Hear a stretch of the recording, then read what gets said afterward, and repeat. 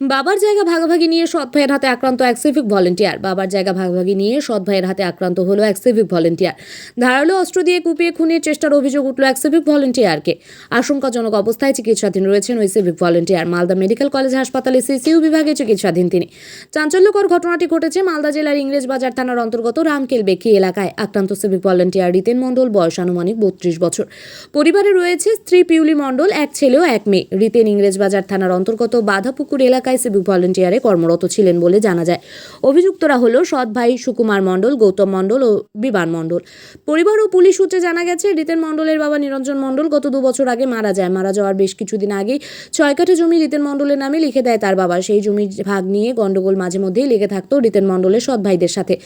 গতকাল জমিতে কাজকর্ম সেরে বাড়িতে আসে রিতেন মণ্ডলের পর সন্ধ্যে নাগাদ তার সৎ 2 ভাই সহ 3 জন মিলে বাড়িতে ঢুকে এলোপাতাড়ি হামলা চালায় রিতেন মণ্ডলের ওপর। ধারালো অস্ত্র দিয়ে তার পেটে ও মাথায় আঘাত করে বলে জানা যায়।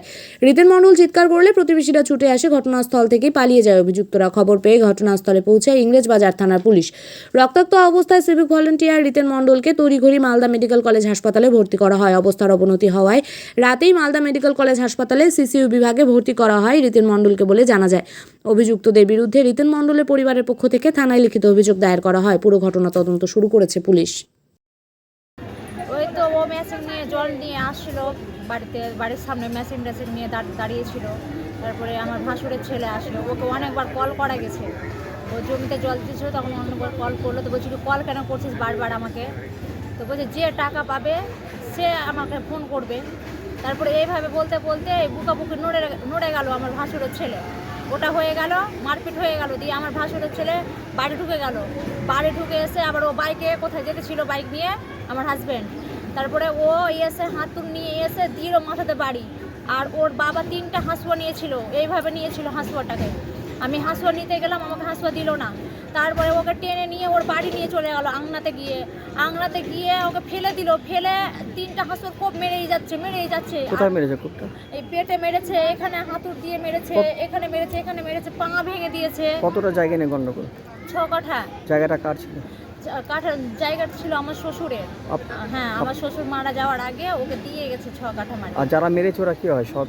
আমার সৎ ভাসুর হয় ওইগুলো হ্যাঁ। কি করে আপনার স্বামী?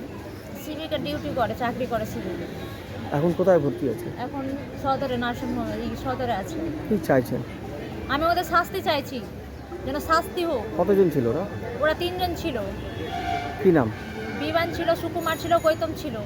আমাকে মেরেছে, এখানে মেরেছে, আমার ভাসুরের মেয়েকে মেরেছে। দেখো ওই যে আপনার মেরেছে। স্বামীর নাম কি? রিতেন মণ্ডল।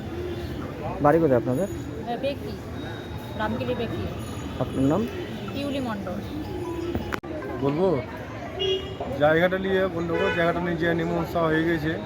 আমি মীমাংসা করেছি, টাকা যে 96,000 টাকা ফাসলা করেছি, আমিন দিয়ে ফাসলা করা হয়েছে। জায়গা মীমাংসা করে ঝামেলা ক্লিয়ার করে দিয়েছি। টাকা তোমার 3 মাস পর দেওয়া ডেট ছিল, 3 মাসের পর টাকা আমি দিয়েছি। সাক্ষী করে ওই দিয়ে টাকা দেওয়া আছে স্ট্যাম্প পেপার। এবারে আমি তো দেখছি এসে ভাইটা কাটা করে। কারা কেটেছে? হ্যাঁ, কারা কেটেছে? ও আমার সাতলা ভাই কেটেছে। কি করে আপনার ভাই? ভাই কেটেছে, একটা ভাতিয়া ছিল। ভাইটা কি করে তোমার ভাইটা ভাতিয়াটা না, যাকে মেরেছে ওই কি করে? ওই যে কেটে যে কেটেছে সিবি চাকরি করে ভাইটা। এখন কোথায় ভর্তি? এই সদরে। কতটা জায়গা ছিল? জায়গা তো আমার হাতে জায়গা আছে। না, কতটা জায়গা দিয়ে গিয়েছিল বাবা? জায়গা 6 কাঠা। সেই জায়গা নিয়ে গন্ডগোল? হ্যাঁ, 4 ভাই আমরা। 4 ভাই তোমার 2 তরফ, ওইটা ওই তরফ ভাই, আর 2 ভাই, আমার 2 ভাই। কি নাম আপনার? আমার দাদা ভাই ওইটা। আমার নাম সাধন মণ্ডল।